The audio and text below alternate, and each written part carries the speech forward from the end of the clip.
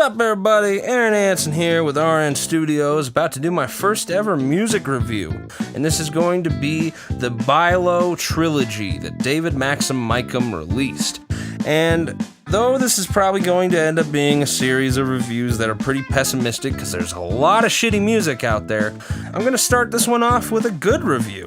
Damn straight, because I truly believe that this trio of albums is definitely the best works of music in the 2010s, and honestly, the most evolved album I have ever heard. What? Which means that it takes music from past generations, especially metal, which is kind of the more forefront of what this is, and tries to evolve and collaborate them all in such a way that I don't think has ever been done before. So, whether or not you think subjectively this album isn't the best album ever, I agree with you. I have plenty of albums that I prefer over this. However, speaking from a listenable standpoint, a musical standpoint, a theoretical standpoint, and especially a productive standpoint, this album is a masterpiece, probably one of the best ever done. And it doesn't matter whether or not you like metal music, this album truly accomplishes what's never been accomplished before. And if you don't agree, fight me, bitch. So let's get to the review. The way these are going to work is I'm going to start with the scores, which is going to be scores ranging from 0 to 3 of production, flow, experimentation, listenability, memorability, and re-listenability. Lots of abilities there. So let's get started with production, which gets a 3 out of 3. It's excellent. Mixing and mastering really creates a great sound design throughout the way it's made. It's just beautiful sounding. Like, this sounds great on anything. You could have a little headphone playing only one side of it and you would still get a boner from how good this sounded from across the room. Next is flow, which gets another 3 out of 3. Which, it flows like a film with scenes almost. I wouldn't consider this album an album, it's more like an audio movie with a lot of cool scenes within it, and it really goes off of motifs beautifully.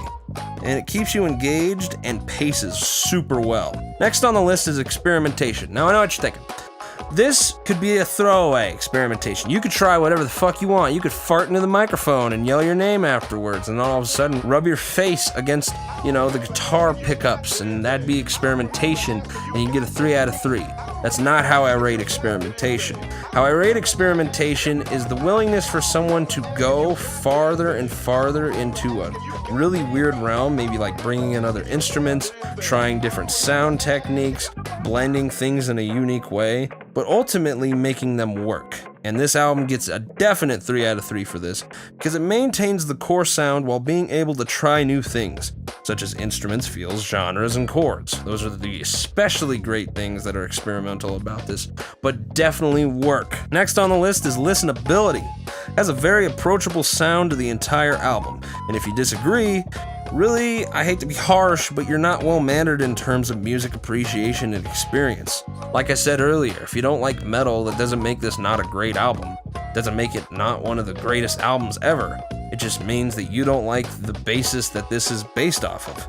But truly, a lot of people who are well-versed in music tend to like hip-hop, metal, rap, all kinds of blues and R&B and stuff, and they're very versatile, whereas people who've never played music before don't really have experience in terms of this, which is understandable. Next up is memorability, which again gets a 3 out of 3. The motif usage is incredible in this, and the development is intriguing constantly. Like, you will definitely be singing lines from this song after you've heard it, and you'll be, humming Mguni Amina, which I will get to, which is fucking amazing. But it's definitely memorable. Next on the list, finally, and giving it a perfect score of all 3 out of 3s, the re-listenability. Whenever you listen back through it, there's always new things to catch, and there's depth in all areas of the music. Theory, dynamics, mood, pacing, etc. It's all great, and you should always enjoy listening to it. It's so rich and deep that you can catch new shit each and every time.